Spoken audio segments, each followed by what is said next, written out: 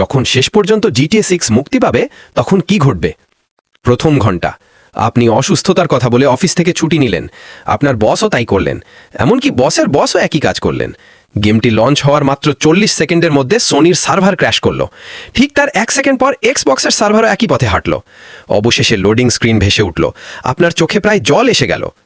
পঞ্চম ঘন্টা সূর্যাস্তের সময় আপনি ভাইস সিটির রাস্তা দিয়ে গাড়ি চালাচ্ছেন। গ্রাফিক্স এতই বাস্তবসম্মত যে আপনার নিজের আসল গাড়িটা বাইরে ঠিকঠাক পার্ক করা আছে কিনা দেখার জন্য আপনি একবার জানলা দিয়ে উকি দিলেন। বাতাসের দোলায় একটা তাল গাছ হেলে পড়তে দেখে আপনি ফিসফিস করে বলে উঠলেন, অপূর্ব। 12তম ঘন্টা আপনি কিছু খাননি, এক চুল নড়েননি, আপনার পা অবশ হয়ে গেছে, কিন্তু লুসিয়া সবে একটা বড় ডাকাতি শেষ করেছে। আপনার পক্ষে গেমটি পজ করা শারীরিকভাবে অসম্ভব। আপনার প্রেমিকা টেক্সট করলো, আপনি উত্তর দিলেন আর মাত্র 5 মিনিট। সেটা ছিল 4 ঘন্টা আগের কথা।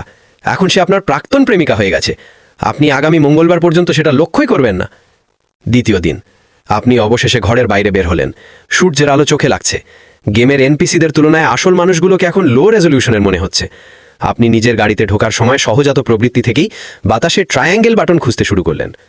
ষষ্ঠ দিন আপনি সব শেষ করে ফেলেছেন, প্রতিটি মিশন, প্রতিটি সাইড কোয়েস্ট, আর সব লুকানো ইস্টার এগ। কন্ট্রোলারটা নিচে রেখে আপনি ভেতরে এক বিশাল শূন্যতা অনুভব করছেন। কিন্তু ঠিক তখনই রকস্টার গেমসের অনলাইন মোড চালু হলো।